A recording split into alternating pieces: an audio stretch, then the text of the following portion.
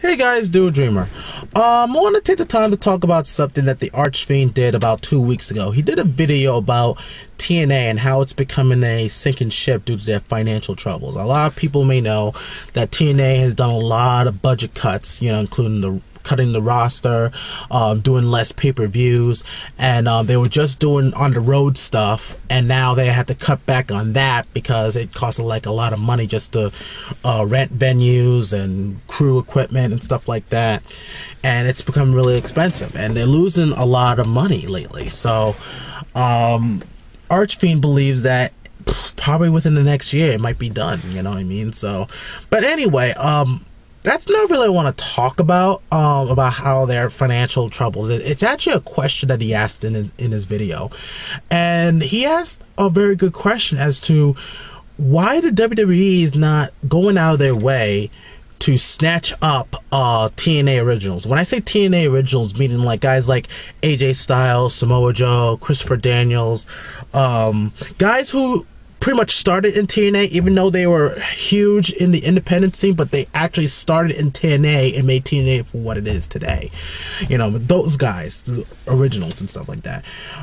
And the other thing he was asking is, like, how come when they do bring someone from TNA, that was a TNA Original, into the WWE, how come the fans don't accept them? So, he was asking it specifically to the TNA fans, but seeing that I'm also a TNA fan and also a wrestler in the business, yes, I know I'm not in the WWE, TNA, or any popular indie promotion, but I understand this business.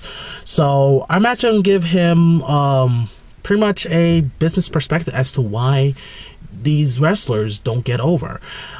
In comparison, he also mentions in comparison to how it was back in the Monday Night Wars when, like, say, a wrestler from WCW or ECW jump ship to WWE, they actually get a well-warm reception. So I'm going to answer this question. So anyway, the only answer I can give you is you have to think about the fan base. The fan base between the PG era and the Monday Night War era, or Attitude era, NWO era, or the ECW era, wherever you want to call it. Let's think about back in the days, in the Monday Night War era, the wrestling fan demographic was mostly young adults and men.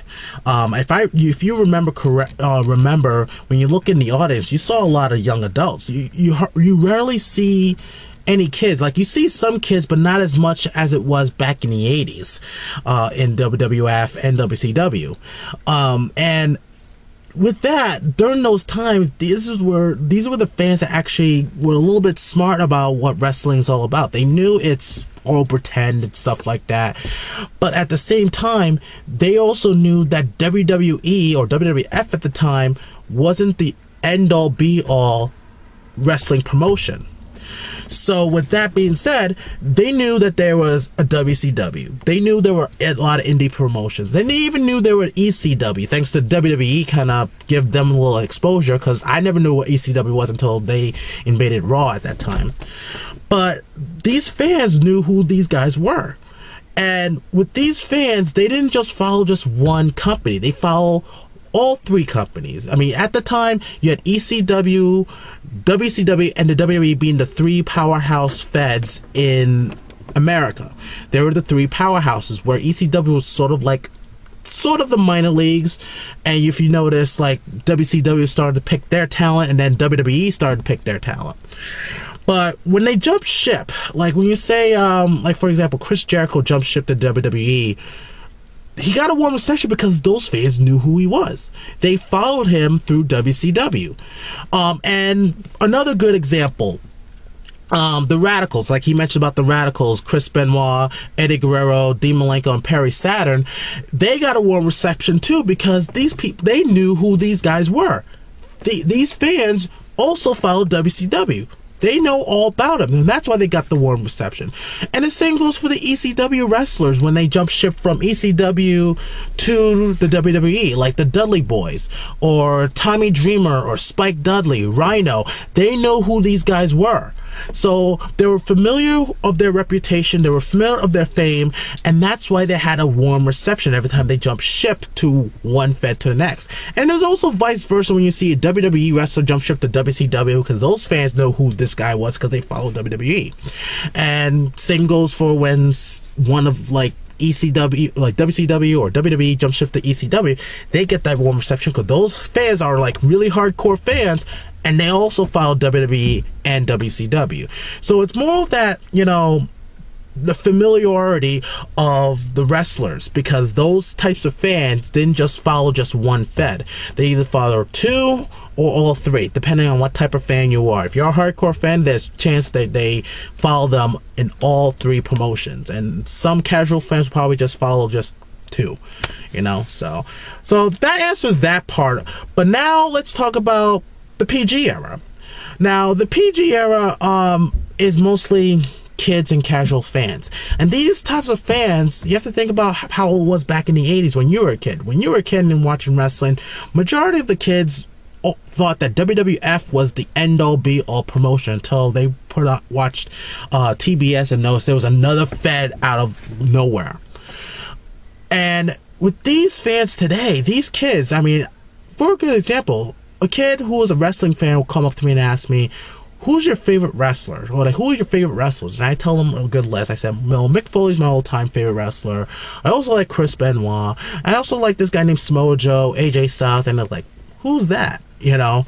I said, oh, these guys wrestle in TNA. And they say, who's TNA? What's TNA? You know, these kids, not all kids, but a small percentage of these kids and casual fans are not aware that there are other feds. I mean, they have awareness, but they don't really care much about those other feds. They care about WWE, which is the major fed for all professional wrestling. Now, some of these kids may have been to, like, say, an indie promotion and stuff like that, or maybe never got access to go watch TNA. But the point I'm trying to make is that these fans are not too familiar with most of these TNA wrestlers. Now, for a good example, like, say, Wildcat Chris Harris, when he went to WWE as Brendan Walker, you know, when I look at him and say, okay, that's Chris Harris, but then the people didn't really give a damn, because he didn't really stand out amongst the other wrestlers, like made him different, made him unique and stuff like that. I mean, I think maybe he was trying to rely on what he used to do in TNA, but not everything you do in your original stomping grounds, that includes Ring of Honor, Indies, and everything, it's not always going to work in the WWE, and that's true. Another example would be Low Key when he played Cabal. You know, I knew he was low key. A lot of people knew he was low key, or Senshi, if you want to call him. But those fans didn't know who he was. You know, those fans didn't really know who this guy was. I mean, he went on TNA. Everyone knows he can kick hard. He's one of the stiffest guys there. And the way of the Warrior doing that big stomp, that's devastating. But then you have to remember, with WWE, they're looking for characters, not just wrestlers. And despite the fact, yeah, Cabal means warrior and stuff, and he was trying to be the warrior, it really didn't stand out amongst the other wrestlers, because if you think about it, every wrestler is a warrior. You know what I mean? And I think that's why he didn't get over. The only one that ARCHFIEND did mention that actually did get over was Awesome Kong. And the reason why she got over, because she stood out amongst the other divas. I mean, when's the last time you actually saw a big heavy-set female wrestler in the WWE? Not since Bull Nakano and Bertha Faye. I might be wrong. And yes, you have those big, huge, muscular women like Chyna, Nicole Bass, and Beth Phoenix who came in. But then to have someone as rotund as Amazing Kong, or Awesome Kong, it was rare, you know, and it made her stand out. And the gimmick for her worked because she didn't like beautiful, skinny women.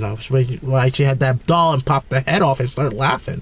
But it was unfortunate how she got released because of the pregnancy, the miscarriage, and then it was funny how she came back in the Royal Rumble and then never been heard from again. You know, but I don't know.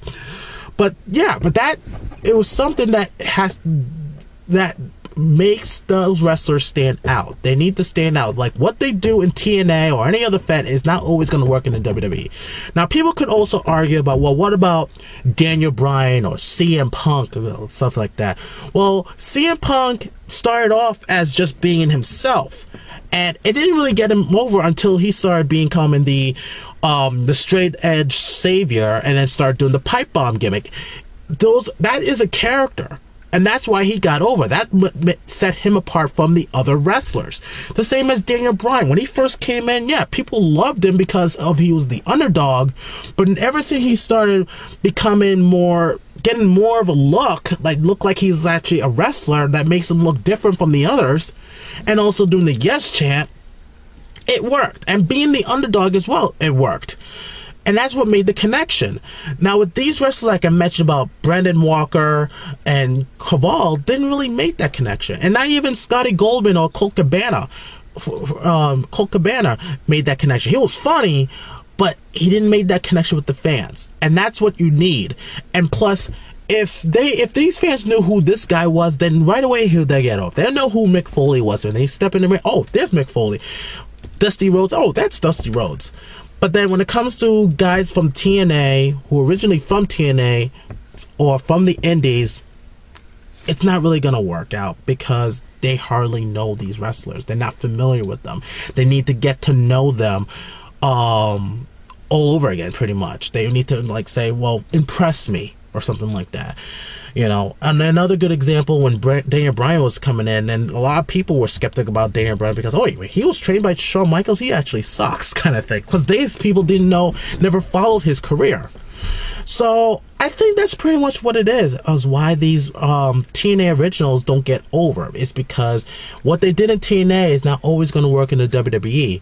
They actually have to become a totally different character. Hence why they always go to the development camp to work the WWE style and come up with a character that makes them stand out and make a connection with the fans. You know, because these guys can already make a connection with the hardcore fans, but they need to make a connection to the casual and the children fans. And I think that's pretty much why like WWE don't go out of the way to go snatch up like guys like AJ Styles. And plus, some of them are too old because they have this thing about if you're over 30, they're not going to take it unless you're some kind of a legend or something like that. And also, they guys are too small. You know, and yes, I know Daniel Bryan is small too, and Rey Mysterio, but again, WWE are very picky about size and age. You know what I mean? So that's pretty much all I have to say about that, and I hope that answered the ARCHFIEND'S question. What do you guys think about why the WWE doesn't take in TNA wrestlers like they used to do back in the Monday Night War era and stuff like that, and why they don't go over and stuff like that like they used to? Feel free to comment down below, and make sure to watch ARCHFIEND'S video on TNA. It's a really good video. It's very good and insightful, so check it out. So this is Do a Dreamer, and I'll see you guys later.